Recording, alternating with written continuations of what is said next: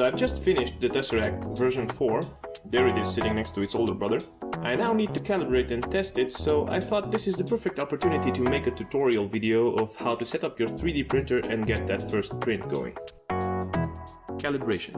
First, make sure the Z carriage is aligned. Disconnect one of the Z motors to prevent them from turning in unison. Then, using calipers, set the two Z trolleys to be at the same level relative to the upper frame. You probably only have to do this once, but it is useful to check this alignment every now and then. Don't forget to reconnect the motor when you're finished. Next, do a rough leveling of the bed just by eye or caliper, using the adjustment screws, and put the extruder in the middle. Using the Z and stop adjuster, set the home Z point to the right distance from the bed. The width of an A4 paper is a good approximation of this distance. Slide it in between head and plate until you start feeling some friction. Next, move the print head around the corners, and with the A4 paper method, set the distances using the bed adjustment screws. Keep doing this until the bed is level in all points. Preparing the surface. This printer uses a glass plate over the heated bed. A good way to get PLA to adhere to glass is to scuff up the surface with some sandpaper. I am using a 100 grit sandpaper here and applying considerable pressure to create nice deep scratches. After sanding, clean the surface with a solvent like nail polish remover, acetone or alcohol.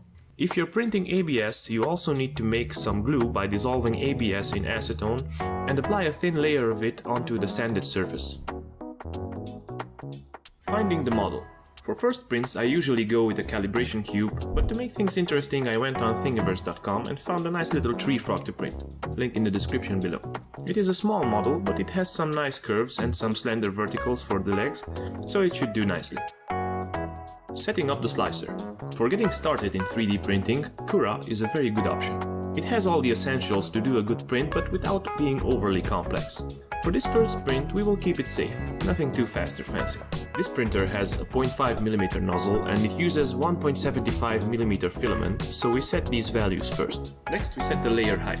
With the 0.5 nozzle, we could go up to 0.4mm for maximum speed, or we could go very low for high quality. Let's set a 0.2mm layer height for an average quality and speed. The shell thickness needs to be multiple of the nozzle size, and I like my shell thickness and my bottom top thickness to be the same, so 1mm is okay for both. This printer has a Bowden extruder and some elastic pressure can build up in the flexible tube, so we want retraction. A speed of 40mm per second is good, and we will set the distance to 6mm. With direct drive extruders, the distance can be less. I wouldn't recommend turning it off entirely though. Let's do a 30% infill because this is a test and I want to see the infill grid take shape.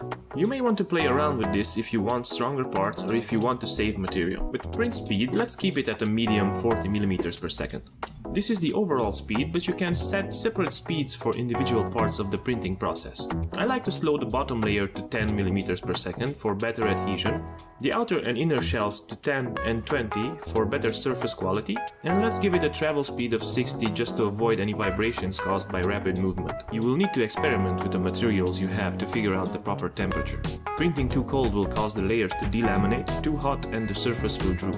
I know that the stuff I have works okay with a 185-degree nozzle, and PLA in general works okay with a 70-degree build plate. We don't need supports for this model, but it is usually a good idea to have at least a skirt of 10 to 20 lines to aid adhesion. And finally, we want to enable cooling and have the fans gradually increase from 0 to 100% by the time we get a couple of layers down.